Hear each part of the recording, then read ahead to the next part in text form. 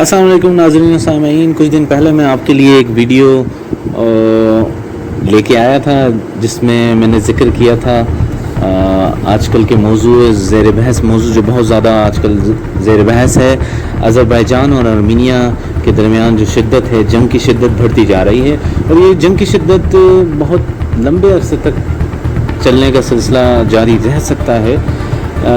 میں اس سلسلے میں آپ کو کچھ معلومات، اپڈیٹڈ معلومات آپ سے شیئر کرنا چاہوں گا کہ آذربائیجان کے صدر نے ایک پاکستانی وفود سے ملاقات کی، اور جس میں انہوں نے پاکستانی قوم کا بہت زیادہ پاکستانی قوم کو ایک پیغام بھیجا ہے، پاکستانی قوم کا شکریہ ادا کیا ہے، کیونکہ پاکستان وہ واحد ملک ہے اسٹل ابھی تک جو ارمینیا کو تسلیم نہیں کرتا. اور دفتر خارجہ نے باقاعدہ یہ بیان دیا ہے، پہلے بھی اور ابھی بھی کہتا رہا ہے کہ یہ نورگینو کاراباخ کا جو علاقہ ہے یہ آذربائیجان کا علاقہ ہے، اور اس کو ارمینیا سے خالی کرا لینا چاہیے آذربائیجان کی فوج کو. دفتر خارجہ نے یہ پہلے بھی بیان دیا تھا اس قسم کا، اور یہ تسلیم کرتا ہے آذربائیجان کا یہ علاقہ ہے.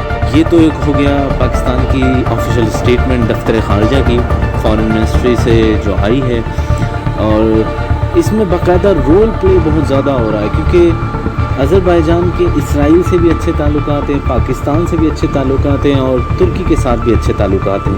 ارمینیا اس وقت رشیا کے ساتھ اس کے تعلقات اچھے ہیں، ارمینیا کی یورپ کے ساتھ بھی تعلقات اچھے ہیں، لیکن رشیا اور یورپ کھل کے ابھی تک ساتھ نہیں دے رہے ارمینیا کا. تو بڑی کنفلکٹ یہ چل رہا ہے، کیونکہ کون ساتھ دے، کون ملک ساتھ نہیں دے. لیکن پاکستان اور ترکی تو خاص کر کھل کر حمایت کر رہا ہے. ایون یہ کہ کچھ دن پہلے جو ارمینیا کا جہاز تھا، ایک جو الزام عائد کیا ارمینیا نے کہ یہ جہاز ہمارا ترکی کے F-16 جہاز نے مار گرایا ہے، لیکن ترکی کی فارن منسٹری اور ڈیفنس منسٹری نے اس کی تردید کی ہے کہ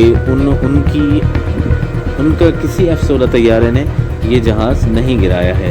لیکن ارمینیا کی طرف سے یہ دعویٰ کیا گیا ہے کہ ترکی کی فوج باقاعدہ ملیٹنٹ فوج، جس کو جہادی فوج کہہ رہے ہیں، وہ شام کے راستے، حلب کے راستے وہ داخل ہوئے ہیں. فرانس نے بھی اسی طرح کے الزامات عائد کیے ہیں ترکی پہ، اور فرانس کے صدر نے یہ تک کہا ہے کہ ہمیں جنگ کی کچھ خوشبو آ رہی ہے، جنگ کی کچھ اشارے مل رہے ہیں. تو بہت زیادہ ترکی تو کھل کے آذربائیجان کی حمایت کر رہا ہے. تو ترکی کے صدر طیب رجب اردگان نے یہ تک کہا ہے کہ جب تک آذربائیجان کے علاقے ارمینیا خالی نہیں کرتا، بلکہ وارننگ دی ہے، لاسٹ وارننگ، کہ ارمینیا آذربائیجان کا یہ نورگانو کاراباخ کا علاقہ خالی کرے. اور نورگانو کاراباخ کا علاقہ دراصل تیل اور گیس کی قدرت سے مالا مال ہے. تقریباً 70-75% کہا جا رہا ہے کہ یہ تیل اور معدنیات سے مالا مال ہے. آذربائیجان پورا بہت مالا مال ہے. باکو میں جشن بھی منایا جا رہا ہے. کچھ علاقے تقریباً 10 دیہات ارمینیا کے قبضے سے آذربائیجان کی فوج نے خالی کرا لیے گئے ہیں. انڈین میڈیا بہت زیادہ بات کو بڑھا چڑھا کر پیش کر رہا ہے، حالانکہ اس کا کوئی رول نہیں ہے، لیکن صرف اور صرف مسلمان ملک ہونے کے ناطے آذربائیجان اور پاکستان کی حمایت کی وجہ سے وہ پاکستان پر الزامات عائد کر رہا ہے کہ Pakistani commandos, Pakistani SSG commandos, Pakistani فوج باقاعدہ وہاں پر لڑ رہی ہے آذربائیجان کی فوج کے شانہ بشانہ.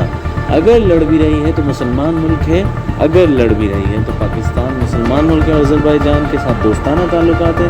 اور جب آذربائیجان کا وہ حصہ ہے، صوبہ ہے، تو ارمینیا کو وہ خالی کرنا پڑے گا. لیکن انڈین میڈیا تو آپ کو پتہ ہے کہ بہت زیادہ بڑھا چڑھا کے پیش کرتا ہے. جس طرح بات ابھی نندن نے کہا تھا کہ انڈین میڈیا تو بڑھا چڑھا کے پیش کرتا ہے بات.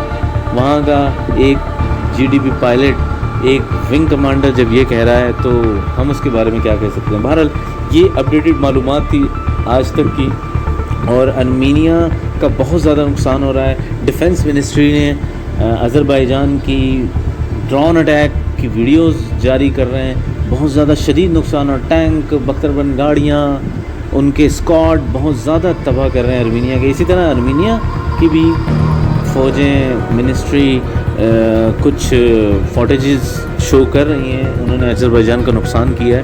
لیکن آذربائیجان اس وقت حاوی ہوا ہے بہت زیادہ ارمینیا کی فوج پر، اور بہت زیادہ نقصان کر چکا ہے ارمینیا کی فوج کا اور ارمینیا کی ڈیفنس کا.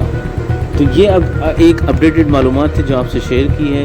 اس سے زیادہ اور اپڈیٹڈ معلومات جو آپ کے ساتھ ہوگی شیئر کریں گے.